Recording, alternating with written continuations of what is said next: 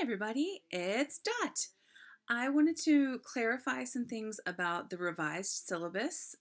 We revised some of the things coming up because we didn't get through everything we hoped to on week 5 because of the snow or the pretend snow, and also because I flailed on scanning some pages for you that you needed.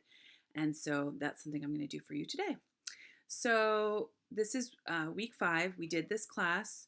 You had already created your slide on your stance and researcher role and observation interview, and you had done this reading and maybe did this one that was a recommended bonus. So then we move into week 6, and what I had asked you to do was keep the reading on Miriam and Tisdale chapter 7.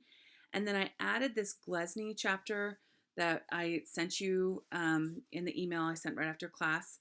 And it's also posted in a few different places. And this is the one that's on interviewing, and based on the conversations we've had, I think it will be of interest to everyone. So hopefully you've gotten that read, and if not, it's okay. You can still do that. I moved these 3 pieces out of what's required for this week, and I canceled the online task of the Flipgrid video. So all that you had to do for February 10th through 16th was just do this reading.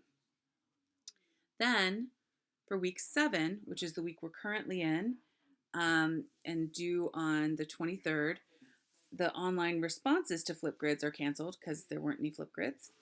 And then I kept these 2 readings in the Miriam and Tisdale and Maxwell, and I'm moving the Fine, Dyson, and Fowler to this week and asking you to just choose one of these. I'll be scanning those and sending them to you today. So there's no written assignment that's due this week, okay? If you move forward to week 8, so that's next week, after we meet together this Saturday, the coming week, due March 2nd, you've got the chapter by Miriam Tisdale, chapter 9, and the Saldana, chapter 1.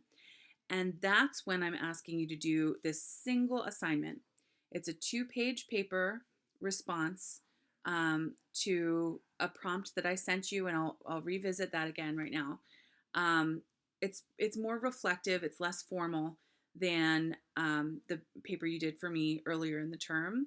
And I thought about axing this one, but I decided that it's better for you to get this written because you're going to be able to lift some of the text from here into your final assignment, into your final paper. So I'm going to take you from here over to D2L real quick. And all I do once I'm in our course, I go to activities, discussions. Okay. Qualitative data analysis, and you're assigned automatically into groups. So I think it should just automatically put your post where your group is. And so I asked you to create the paper in a Google Doc inside your Google Drive folder that's named your last name 661. That's where you also submitted your mini problem statement. The only reason I'm asking you to do that is so that it's easy for me to see them all and grade them, rather than rummaging through all of the discussion posts. And here is the prompt. I did send this to you also via email last week. So it's a memo. I'm imagining once you've read all of the pieces up to that point and kind of thought through your ideas, maybe we're talking about an hour of writing time. This should not be a huge, heavy lift. So you're submitting it as that Google Doc, and you're just going to copy and paste the text as a discussion post, and that's it. Really simple, okay? Just 2 pages total of writing.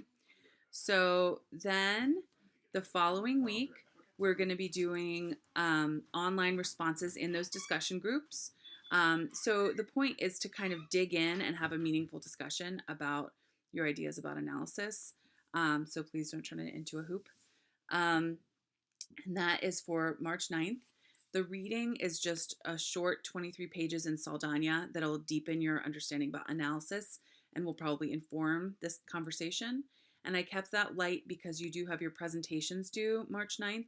And I'm asking each group to keep it to 30 to 45 minutes total, start to finish, like including questions and everything, so we can get through all those pieces and also have some time to really work together on that final paper.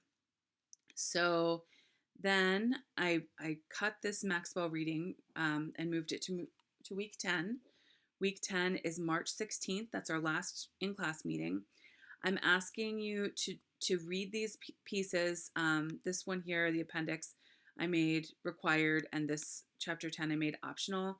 These are all pieces that will help you with your proposal and um, also with this final paper. So I really encourage you to do those readings. And then when you come to class, just bring as much of a draft of your final paper as you can. If it's an outline, okay, if you've written the intro or whatever you can have done is great, because we're going to do a writing workshop and you're going to get some support from Jacinta and I. So better not be starting from scratch. And then your final paper will be due the following Tuesday. Okay. So as far as submitting assignments, all that's left to submit is this 2-page paper that's also posted as a discussion post, your presentation, of course, and then your final paper. And that's it. You've got this. Okay.